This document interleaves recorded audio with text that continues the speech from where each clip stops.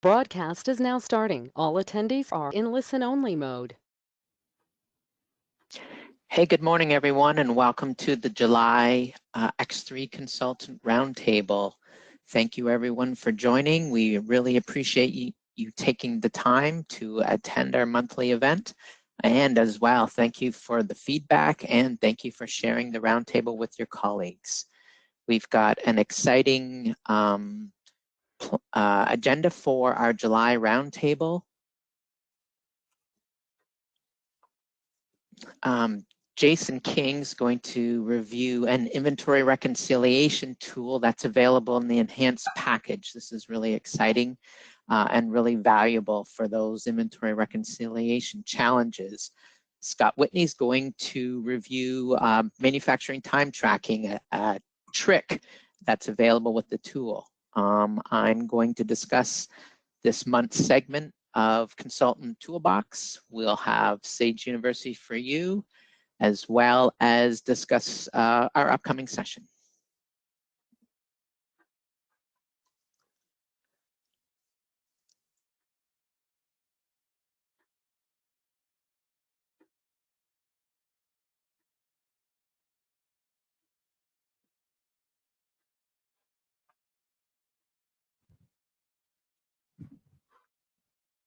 Clark, are you there by chance? I don't hear you.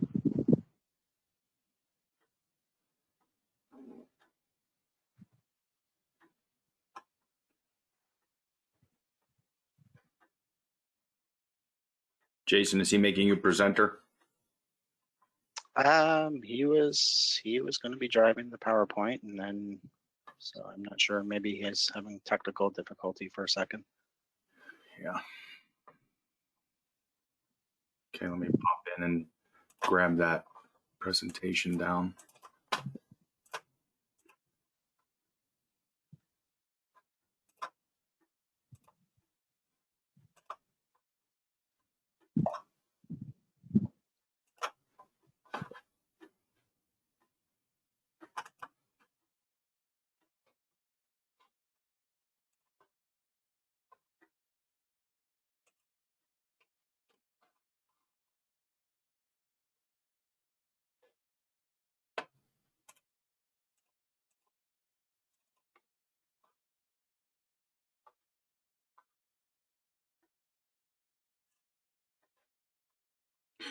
All right, give me just 1 second, Jason, and I'll get over to you here.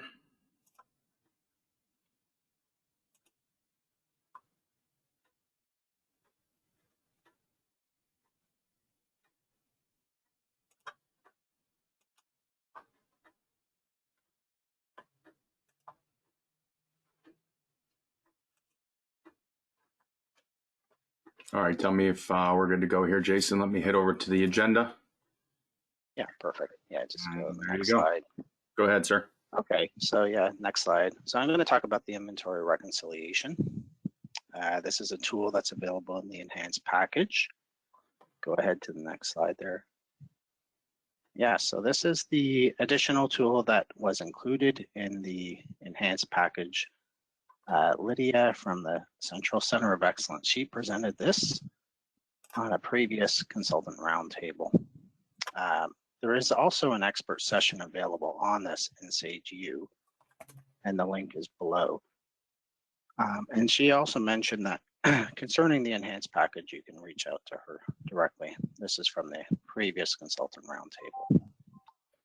So there's a lot more detail in the expert session than I can go into on this call, but I did want to introduce the tool set to you more on this call. It wasn't covered in detail really in the last session. Go ahead on the next slide. And I did have a chance to actually use it in practice as well. I've attended the expert session and I've used these tools trying to reconcile inventory with a partner. So I wanted to bring the information to you. Some of the key points to keep in mind when you're using this set of tools. The reconciliation is V12, and it's based on the new inventory valuation reports, the Stock 12 PG and PD reports. Those are the ones that you get when you run the report by valuation or sorry, by accounting date. Okay. It also depends on the Anglo-Saxon stock accounting parameter to be activated.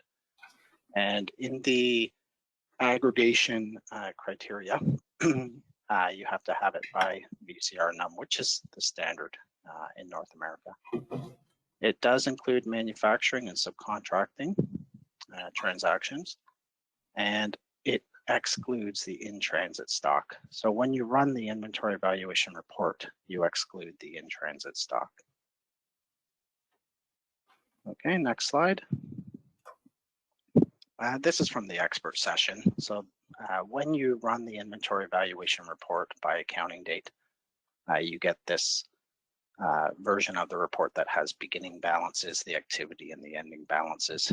And the tools that are incorporated into the enhanced package, they focus on the activity column, so for a period of time. So you're typically reconciling, like the slide is showing, for 1 month at a time, rather than from the beginning of time through to a date.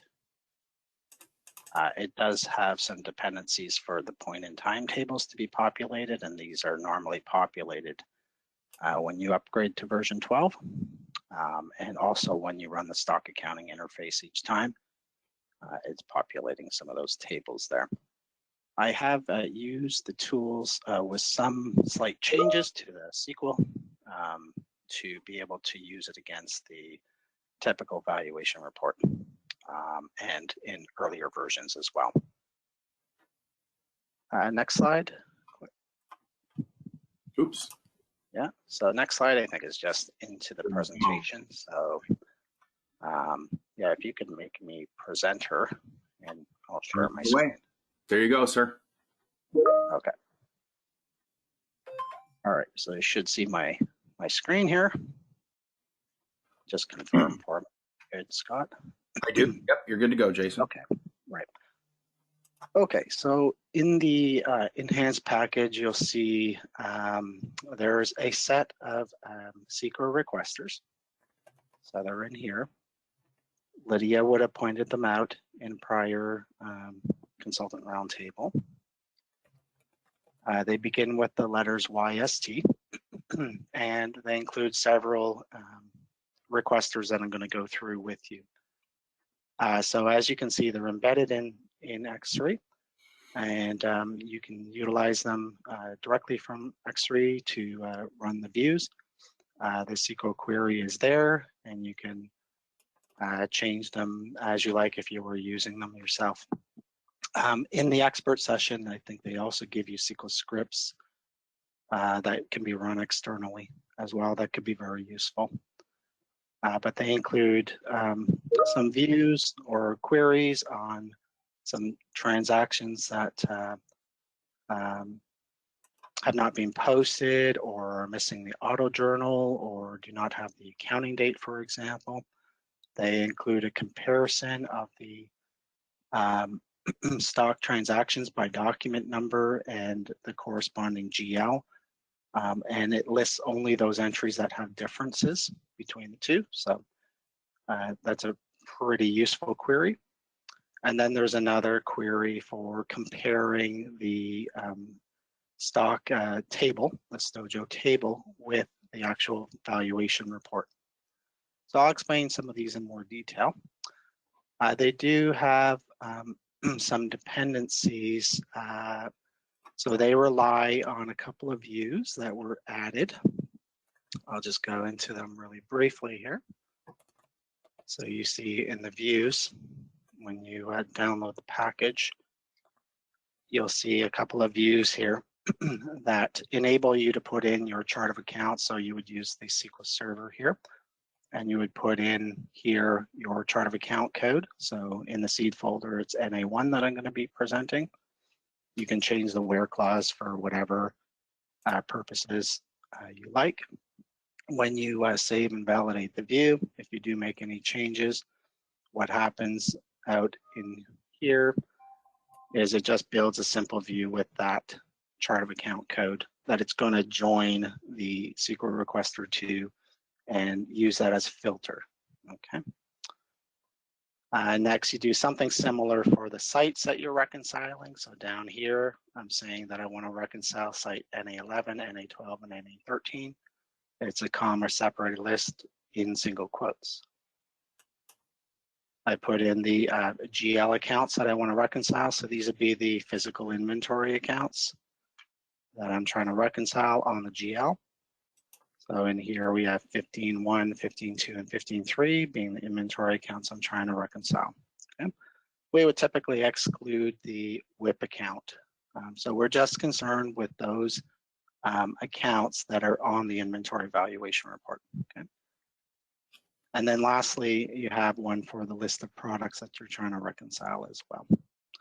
It gives you examples in here of how to change the view if you like. Okay, it's explained more in the expert session. So if I'm looking at those views, I simply have a list of the chart of accounts I'm reconciling, the sites I'm reconciling, the GL accounts, and the items. Okay, that's what it looks like from the view that was defined. Okay, but it just gives you an ability from the front end of X3 to be able to build those views easily because they're deployed here. Next, the SQL queries, setup, usage, reports, SQL query. They join to those views, but they also have the select statement here that makes each one of these work. Okay.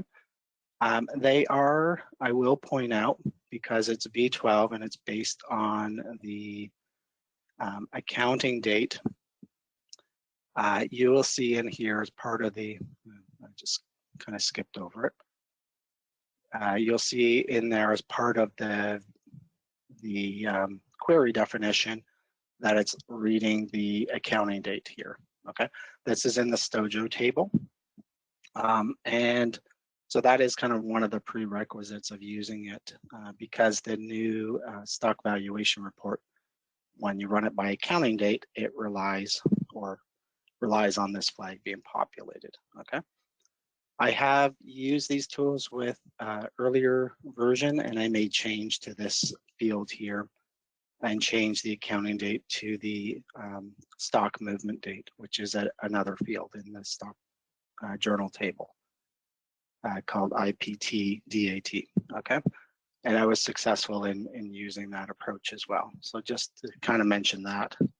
Again, more detail in the expert session. But most of the queries do rely on that accounting date concept within the stock journal. So next, you can run the views, or sorry, you can run the SQL requesters just using reports, view queries as you would normally do. You see them listed here, and you would run each one. They may have some criteria to them, typically the date range of the transactions you're trying to reconcile. So this would be 1 month at a time, for example.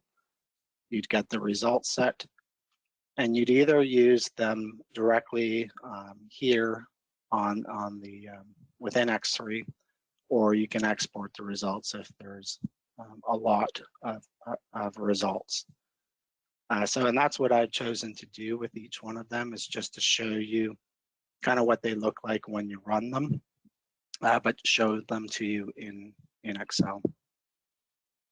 The process that you would go through, and I'll just flip over to Excel here for a moment. So this is just what I was just talking about a moment ago. The stock reconciliation process, the definition of the views, the SQL queries here, the dependencies that it has. So some of them are based on the site, the chart of account, like that. So I've listed those here, and then the purpose here as well. And I'll explain each of those in just a moment here.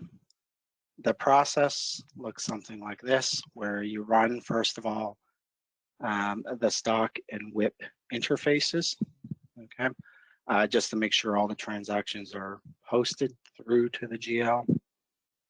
Then you would run the or make sure there's no stock or financial desynchronizations. So that when you're comparing the inventory valuation report or the financial account balances, we want to make sure that those are correct. Not mentioned here, but very important when you're running the financial account balance inquiry, is that the year-end simulation or has been run or prior years have been closed so that your opening balances are correct. You would run the account balance inquiry from the financials, and you would run that for the inventory account specifically like I'm showing here, and then you would compare the ending balances. You'd run the stock valuation report, you exclude transfers, you run it by accounting date typically, and then you're comparing the two reports against one another, and that's what leads you to these tools if there's differences. And that's what I want to highlight a couple things for you with these queries. So next, you run the different CEQA requesters, and you can view them in X3, or you can output the results to Excel like I've done here. Just flipping back here for a moment. So we have the stock valuation report. I won't run it right out, but you would run your accounting interface for stock. You would run your WIP interface as well to post the transactions, as I mentioned. So that updates the Stojo table and the GL with those journal entries. Then we run our stock valuation report here. And this is a flag that has been mentioned here, the accounting date. So when running this, you would put in a month. So the way the tools are organized is by accounting date, and you're reconciling for 1 month at a time, okay? And you're running the report this way. Next, you're putting in your sites that you're reconciling, okay? And then you probably want to subtotal by category, and you want to uncheck transferred, okay? Because one of the queries gives you totals in the stock journal table by category, and then you can compare those to this report by category and even down to the item level. And the transfer stock we want to uncheck, okay? So you run the report in this way for these tools the way they are out of the box. You get your result set, and I'll go through each one. So the queries that I listed here, the first one, YSTK GL10, this is for stock verification, and it provides a list of potential problem postings. So either the ENT code in the stock journal table or the VCR number are blank. So the importance of that would be, like, the ENT code would be the auto journal is missing on the transaction, and the VCR num field would be the accounting document is missing for that transaction. It can also identify transactions in the stock table, Stojo table, that are not posted, okay? So that's useful for that purpose. So they all try to show you different types of errors that can occur. So as you know, if you've ever dealt with inventory reconciliation, there could be a number of problems. So it could be transactions not posted, transactions missing auto journals, accounting code problem, and that's what these try to deal with one by one. So the first one tries to identify those transactions without auto journal, or ones that haven't been posted, or ones that have been posted with no accounting document. The accounting document's important because that's what updates the accounting date in the Stojo table that the report I just showed you is based off of. Another kind of heavy hitter query in here that I really liked is this one here. This one compares the stock, the transactions in the stock journal table that have differences to the general ledger for those inventory accounts that you said you want to reconcile up in here in the list of views. So it only shows you those transactions with differences. So that's a nice query. A little bit different than the SCI report that you have available already that I talked about on a prior call, okay? Because it's just focused on differences by transaction, so very useful. This one here does pretty much the same thing, but for transactions that went through the manufacturing module, okay? And then this one is also very useful, I think. It gives you a quantity and the value of inventory in the stock journal table that you can then compare to the valuation report itself. And I actually found this one really useful with a partner in one case where they were using a custom report for their inventory and identified using this query some differences in the report. It could also identify, for example, if they're not running the report correctly, so you can identify those types of errors with the query. And then lastly, down here, you can identify manual journal entries that are being made in the GL inventory, which could also throw off your inventory reconciliation. So this is what's included in the list of SQL requesters. Just give you a quick rundown of what it looks like if you export it to Excel, like I've done here. I've just put it into Excel and then put a slicer on it. So this first one shows you potential posting problems in the stock journal table. It shows you 3 types of transaction problems where the ENT code is empty and the transaction's posted or not posted. It shows you, so those are ones that are missing auto journal. The transactions that are posted, but the num VCR is missing. So that's ones that have been posted, but they don't have a corresponding journal entry. And then lastly, transactions not posted, okay? And then you could just use this to, filter down. So I just did that work myself to see those transactions.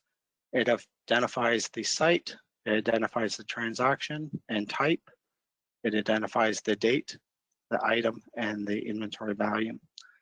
To give you a different kind of view of this, I threw this into a pivot table, the results set above, and you can then see transactions by, these are ones that are not posted, but it's listing the transactions of each type, the deliveries, the receipts, the miscellaneous receipts, and the value change entries totaling 20,000 in this case. So this would be part of my reconciliation, okay? I could also look at ones that the auto journaler are missing. And you could see, oh, it's all pretty much the same type here, okay? Everything coming from production, and these are the entries in that period that are not posted. So I would want to follow up on those within X3. This one here, query number 20, I mentioned earlier. This is a very useful query from a different point of view. Again, it's the stock journal, but it's by transaction. And what it lists is those entries that have differences compared to the GL inventory account.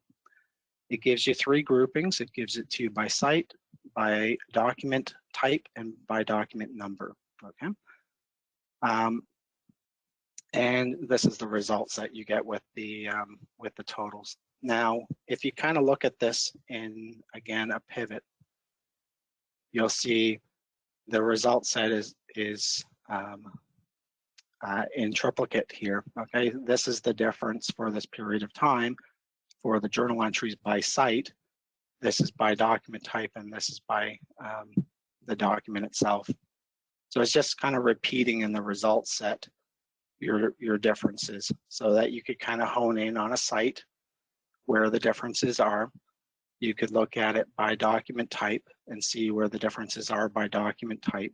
So here I know that my purchase receipts are causing a $322,000 variance, and then my miscellaneous receipts are causing a $112,000 variance. And then if I like, I can drill down further and see it by site and by transaction, okay? And again, I would want to go in and look in X3, the journal entry and the the specific transaction that caused this. Okay. 21 is very similar to this one, except it just deals with production transactions that are running through the stock table. And then the last one I'll show you is this query number 30, which tackles it from the point of view of the inventory valuation report that you run. It gives you totals both by category of product and by product. It gives you the quantity, it gives you the inventory value that it should be. Again, I'm putting this into a pivot table because I think it's just easier to visualize. You can see then it gives you totals by category. You'd compare this to the inventory valuation report. So you'd look at it by total. You'd see where your differences are, okay, versus the report. And you could compare quantity and amount. And then you can drill down further into by the item number itself and then see where the differences are by item, okay? So it could be different types of problems that you see in there, like, you know, maybe there's something with the, you know, the costing of that particular item. So it could identify those types of errors. For me, when I use this with one partner where they had something custom, it identified that product or products that didn't match on the report. Okay, and then you can drill into those products more specifically in X3. In my case here, I found, you know, my difference in the seed date itself was, you know, this particular item or this transaction itself, it didn't have its accounting date, for example, okay? So that was my 50 quantity and my difference there on that item. So I was just identifying that way. Anyways, I wanted to just, yeah, there is also manual entries in there, but I want to just finish things off here. So it's a nice set of tools that are available in the enhanced package. Again, there's a lot more detail in the expert training session that goes into each one of these. So I did want to shed some more light on them because you might find them useful in your projects. Okay. Scott? I'm back, Jason. Oh, perfect. I know I'm just a couple minutes over, so I'll stop right there. No, just fine. Thank you very much. What a valuable tool. I'm sure that's very helpful when there's inventory imbalances and whatnot. So thank you.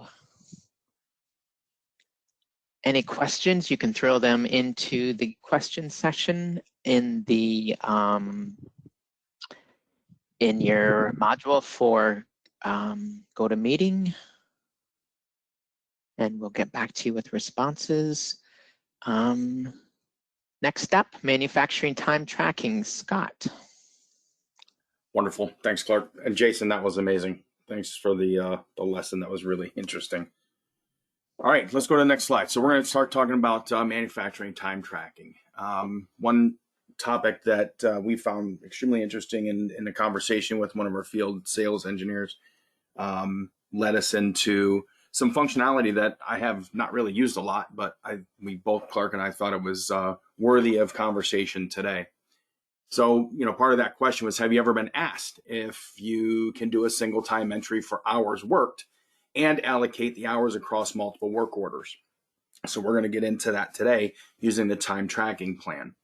So our use case will be an operator that works in an injection and assembly facility, and he's going to do multiple jobs in one day. At the end of the day, that employee indicates how many hours that were worked, including his breaks and lunches, and then identifies the work orders that were assigned to him to produce. And the goal would be for that person to allocate the hours. These are in a weighted fashion across multiple work orders with only one tracking. So the use of this function for the workbench function to record process time against individual work orders, routings, and work centers. This might be recording productive time and the receipt of produced goods for a specific work order, or recording activity against a specific operation in a routing, or recording time against a work center, which typically is usually non-productive time, such as maintenance or a machine downtime. So a key feature that you may or may not know about is the ability to book a bank of hours, which is where we get our global time booked. This is a cumulative time to be apportioned proportionately over the selected work orders or work centers routings according to planned times.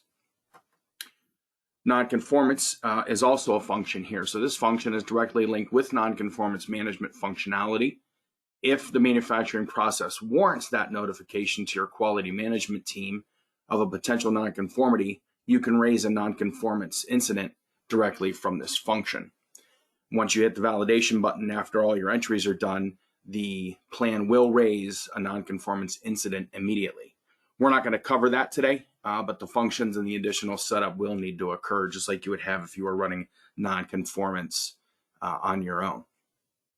So the WHO, this typically is used either centralized with an administrator handling all reporting or tracking, or decentralized. So you can decentralize individuals reporting time worked at an individual station or at the work center. Okay. That is something that we would love to hear back from you guys on. We'd love your feedback if you've experienced using this function and the who and the when. So look for that in our survey at the end. Clark, let's go to slide 2. So prerequisites, activity code. So if you are going to use nonconformance, and warehouse management is also included in this if it's needed, both of those activity codes will need to be active. There are a couple general parameters. The first one is the operator rate, which can be used for labor rate selection, either the operator, the work center, or the multiple, where it's operator or else work center. And then we also have some other parameters in the control production tracking section of the GPA manufacturing, and you can see that in the snippet to the side. So most of those, either technical sheet control if you need it, expected operation tracking, the printing the work order documents, and the big one here is the allocation to the work order is mandatory, so your MTK all management.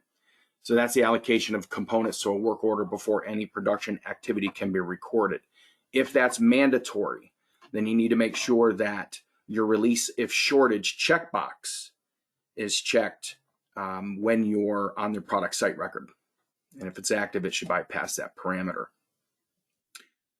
Common data for setup. I know I have entry transactions here. Common data is typical.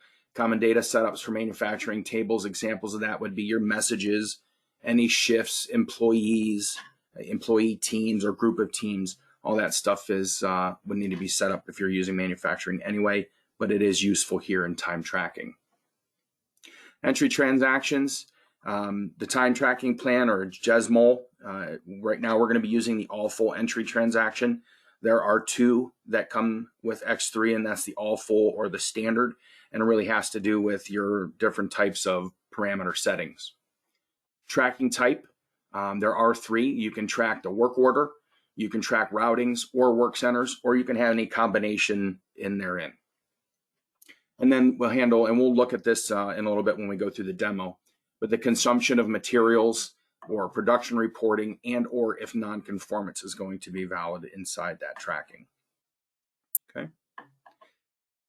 The general use, to record or track production activity, you have to make sure that your work orders are in a status of firm. They will not, they're not available for selection if they are in a planned state, as you know.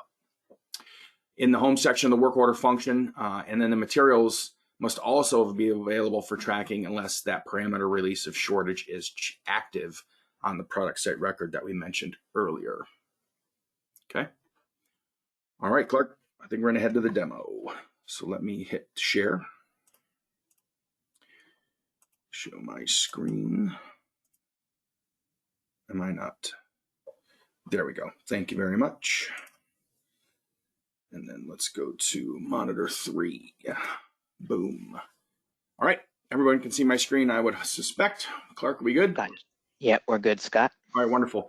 All right, so we're going to go to the entry transaction screens. As you guys know, they're all in setup. And under manufacturing, we'll go over here to time tracking plan, or JUSML. Parameter settings that we did talk about here, your work order tracking, routing tracking, or work center tracking. For our purposes today, we're going to keep all three available. The mobile automation, we do have unplanned operations here. Now, I have not tested that functionality, so that's something else that we'll need to pick up for maybe a future session. In your materials, you can look at material consumption, whether you want to do that manually or if you want the ability to do that automatically. If you're stock issuing, anything that, any filters based on if work orders are closed, not closed, or if you want to show them all. And then again, the production reporting, same type of concept. So anything, if you want to report production at the end, you can do that through this function. Non-conformance based on a process or a specific resource. And then your inputs would be mandatory employee ID entry. It can be optional or it could be prohibited. Mainly if you want to make it mandatory, you're booking for one single person. If you want to have multiple, or if you're in a centralized role and you are assigning hours or tracking hours for many individuals, you would want to make that optional because you can change that on the grid line specifically. Okay. And then any stock receipts or issues, more of the accounting or access via transaction group or movement code on product categories, and whether you want to print labels or not. Okay.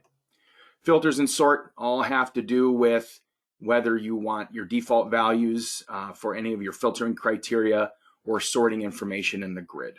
Right now, we're keeping everything expected by completion date. Criteria 2, if we were to use it, would be listed by work center. Displays, these are the number of lines that are going to be in your grid.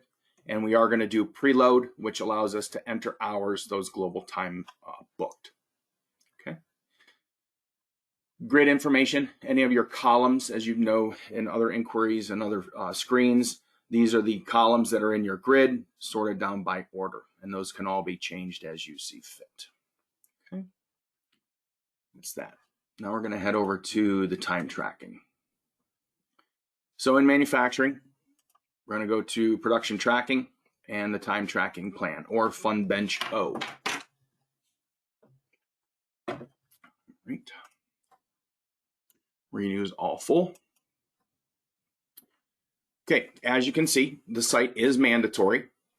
The employee ID, right now we had that set as mandatory. So it does pull in the first ID in the list. You can also sort by your site or by employee ID. So if you have a single and you don't know, you can actually look those up. All right. So the employee ID and case ID defaults.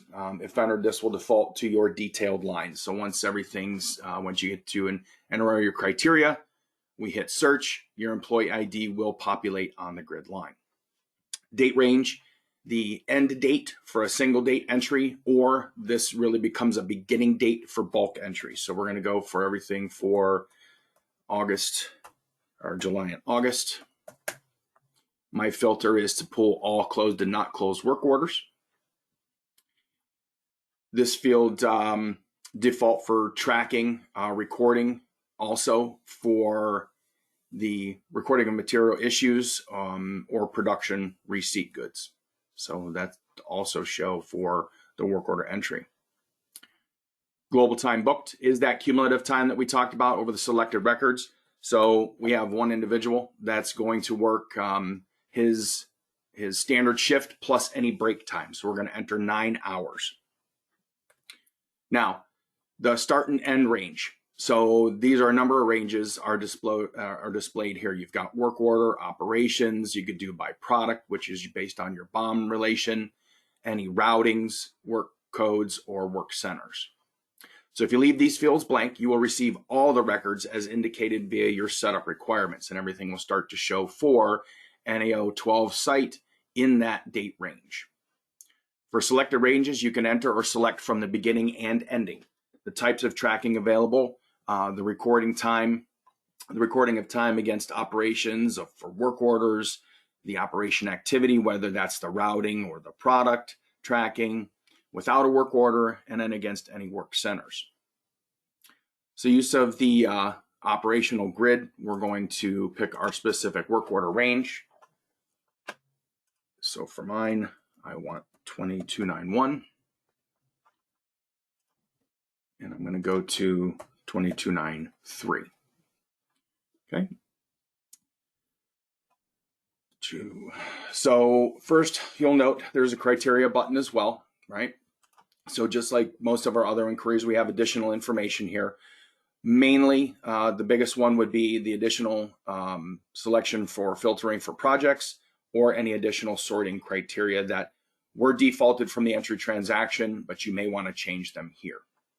So I'm just going to click OK. Then you'll hit your search button. Also with your criteria, you can create memorized transactions and codes. So what I wanted to show you here is, so the 3 work orders that were selected, we actually have 294 also that is in a planned state, so you're not going to be able to see that here. For line 1, this is a different machine center, so I'm going to remove that machine center by changing my work order and then reselect. Okay. All right, now one cool thing that I just learned probably 2 hours ago in a separate class, which we'll talk about later, is this neat little trick. So, and you may or may not know this, but it's hot off the press.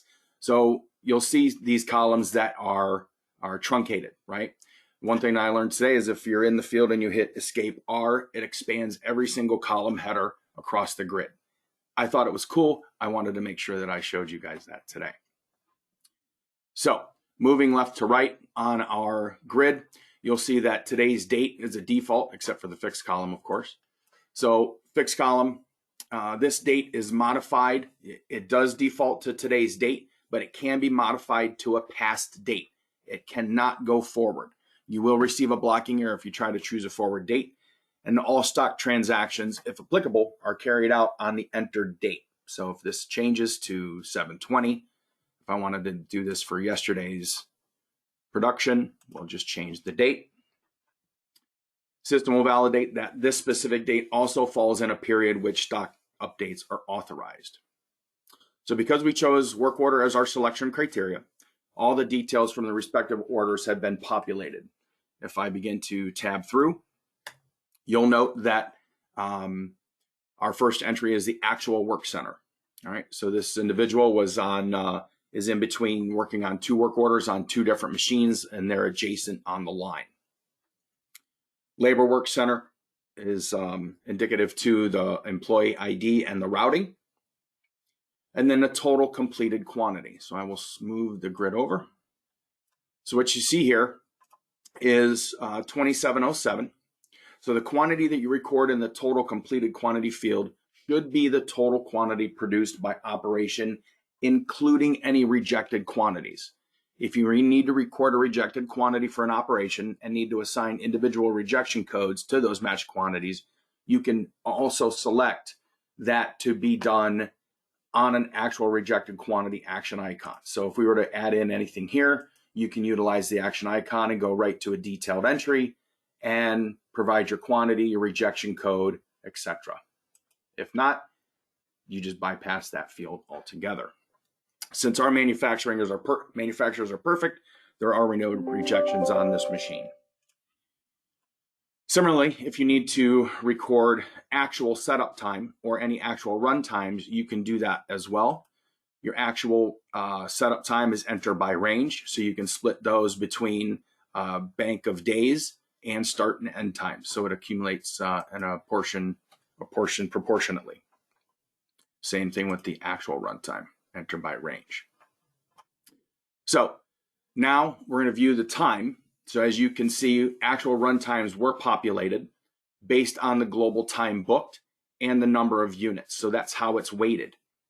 So it'll be the routing time, the setup time, is not weighted. It's calculated in the total time available. But if we had setup time here, that does not affect the weighting on actual run time.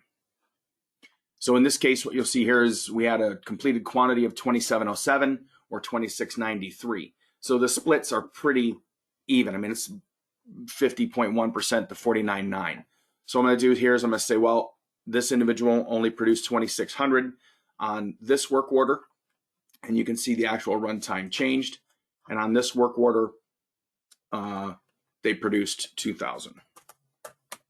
So now you have a different split. It's like 56.5 to 43.5%. So that's how the hours, your global time, is booked and weighted against the individual units and the routing and the runtime per that specific time unit. So all rejected quantities do not affect the runtime, as they should already be included in your total completed quantity. So even if you were to add values here, if we had 10 units, it does not affect your runtime. Okay. So as we go through, go back up to line 1, you'll see here, this is where we can activate the nonconformance on a process and or resource. We'll add in, if these boxes are activated, you'll be able to add your probable cause, any descriptions, etc. across the board. Okay. As we continue to tab through, you can see here that we have the ability to close the work order operation tracking. We can update the employee ID. This is critical here, especially if your employee ID is optional and you leave this blank as you begin your search. Now you can enter in individuals directly into the employee ID field. We could add any messages on the work order, which obviously are all controlled by different local menus and messages. So we said operation performed successfully for here. And then lastly, you can review or modify any of your dimension fields across the board. Okay. So we're going to go ahead and say operation performed successfully. Now, before we validate our time entry transactions, I want to make sure that we go through the master list of action icons. So from the grid line, you have the ability to delete any specific lines that you don't need, move to the work order directly to verify information. If you wanted to track operational detail or do finished goods in a tracking plan, you can jump to that function also. You can review tracking status of that specific work order or all work orders involved. You can do your material consumption. So if you wanted to track your materials here, if it's in a manual session and you want to be able to pick and allocate specifics or issue a specific quantity, you can do that in your consumption plan. And then the same thing for produced goods, or add your own text into the individual block. Okay. So once you're done, we can select the validation button. By clicking on that validation button, the action to validate or confirm all the details on each of your lines in the grid. Each line for which validation is successful will create the corresponding work order tracking record. One work order will be shown for the tracking record, will be completed or created by posting date. If the nonconformance process or the resource checkboxes are selected on the line and they're successful, nonconformance incident will immediately be raised against that routing operation. Okay. So clicking on validation, we're going to confirm with a yes, and then the system log will generate. So what you're going to see is sometimes you may receive errors if your settings do not show for the resource in general, but you'll see work order trackings for the materials and what was consumed, the completed quantities for production goods, because remember we had all transaction types selected, and then you'll see the creation of your work order trackings. So here's our work order tracking for 10138. Okay, so you can also confirm tracking via your work order production tracking screens, or you can go check your statuses on individual work orders. But just be aware that there are many different limitations, specific actions, everything that's lined out, errors that you might receive. All those are outlined in the online help file. So I would really encourage you guys to review and practice on your own. Okay. So Clark, let's head back to the presentation. So Scott, that was excellent. Thank you. Yeah. A couple of use cases I was thinking of. An example where we could use this would be a single production run for a single product where there's multiple work orders. Yeah. Another example, like you were demonstrating, would be a number of work orders over a single work center. And then multiple products using the same routing. So if we entered that same routing, we'd be able to capture all of that as well. So that's outstanding. Thank you. Yeah, it was pretty awesome. It's a pretty awesome tool. I've never really had to use it. Our customers that I've dealt with never really needed to implement that, but found it pretty useful. All right, so let's go to. So real quick, I wanted to go ahead and launch this poll just for everybody. I don't know if you can see that or not. So have you used this tracking plan during your projects? All right. So if you guys can take a minute. All right. We're about 50-50 on yes and no. We'll leave that poll open for a few more seconds here.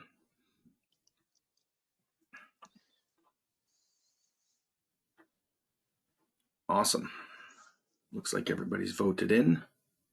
All right, we'll go ahead and close that. About 38% yes, no, and 23% didn't even know it existed. So we made some impact today, I think, Clark. Back to the studio, sir. Well done. Thank you. And okay. I ran you out of time. Oh, we're good. We're good. Next up is the consultant toolbox. And this is a new segment we introduced last month where we'll provide tips and tricks beyond X3 to assist you in your roles. Today's session, we're going to talk about handling error messages, whether that be in a demo or during implementation activities like training. So we've all been here.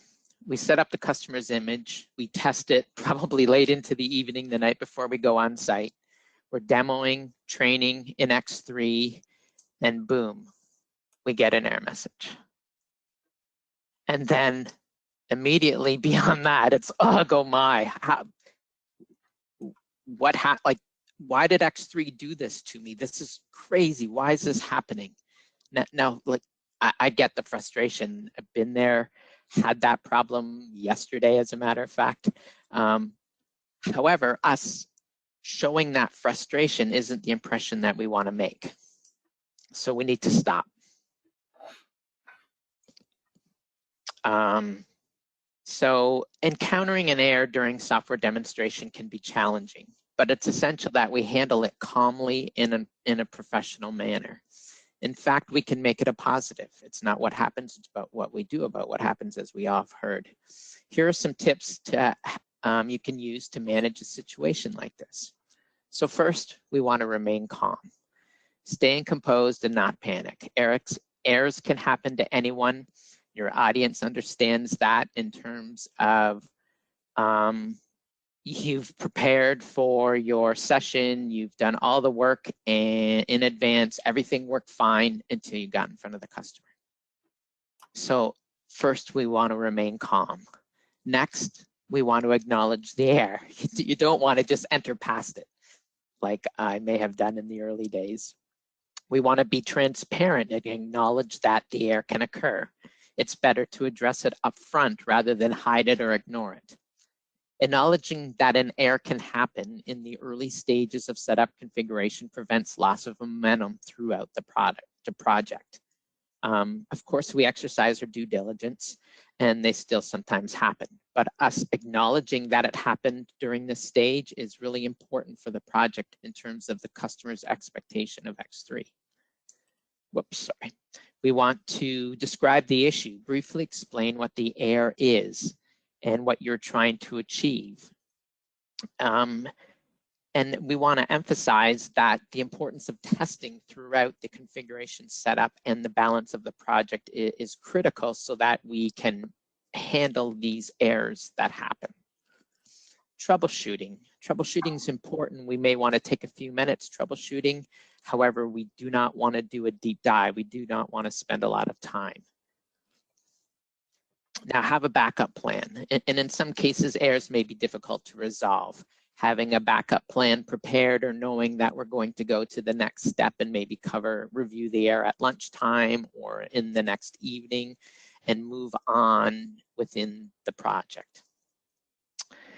we want to engage the audience. Use this as an opportunity to engage your audience. This can create an interactive and collaborative atmosphere. We want to discuss what information we need if something like this occurs for them. You know, different ways that when an error happens, the type of information we need. So if they're doing independent testing, they receive an error, we want to, you know, receive more than what we do. X3 is broken, or, you know, get the email that says, I got an error message, just please fix it. So we can use this to show the different pieces of information we need if an error happens. Show how to prevent the error. So if the error was user error, operator error, we can show what we did to cause that error so that we can be a good example of what not to do and take advantage of that learning opportunity. Number 8 is we need to take note and learn. So we need to take note as to how did this error happen, because after, of course, we've got to troubleshoot it and figure it out. Be positive. This is really important. We want to maintain a positive attitude throughout the demonstration. We don't want to lash out into this is X3 and it does this to me all the time, and it really doesn't matter. What we want to do is just that positive demeanor can diffuse any tension. And when further on into the project, when a customer receives an error, we don't want them to overreact. We want them to be positive, provide the information so it can be corrected. Lastly, follow up. After we've discovered an error, follow up with the solution and what it is that's needed what was needed, steps were taken to resolve it so that customer has assurances that we've resolved that. Remember, errors are a natural part of working with software. Handling them gracefully can demonstrate your problem-solving abilities and professionalism to the audience, and of course, your confidence in X3. So this segment, the details in terms of the source actually came from ChatGPT. So I wanted to share that with you today. What's new? So Scott, we're going to jump into the Sage U session. Yeah, definitely. So let's go on through it, because everyone will get the copy of the presentation as used. And keep going. Go ahead to the next slide. Expert services. You can find us out there with all the additional recordings. Searching for expert workshops and Knowledge Bite when you're in your calendar or your filters. Search for Sage X3 Expert Workshop, or Knowledge, and you'll pull up your knowledge-based sessions as well. Go ahead. All right. Just as always, these are your Knowledge Bite sessions for the next few months coming up. Let's go to the next slide. And then expert workshops. We got one for project management coming up here in September. Let's go to the next one. I wanted to make sure you were aware this mastering settings for WIP accounting was actually yesterday and today. That was the class that I was in, and I found it extremely wonderful. Simon Roshbook's done a financial walkthrough, more of an operational, but it was excellent. So if you ever see that come up again, I would encourage you guys to take that. Go ahead. Let's do distribution manufacturing. There were no specific distribution manufacturing workshops through the next few months, but I wanted to pull these in here. Thought you might be interested in broadening your scope. So let's go through. Advanced development best practices starts Monday. If you guys are interested in that, make sure you get out and contact Sage U today to get registered for that class. Go ahead. And that's it. Just to add here, Scott, the Procession team does a really good job with these courses, the quality control and formulation. So you see those there and you're available, sign up. They do a really good job. Yep. Great. Upcoming next consultant roundtable, Friday, August 18th. We'll be talking about web scheduling, the project management portion of web scheduling, how to manage that portion of the project, as well as basic X3 setup as it relates to web scheduling. So we want to thank you, everybody, for your time today. Thank you for your attendance. And we look forward to your comments. Stay tuned for the survey immediately after the meeting. And we look forward to seeing you in the August roundtable. Thanks again. Thank you, Scott. Thank you, Jason. And everybody, happy Friday. Happy Friday. Thanks, everybody. Thanks, everyone.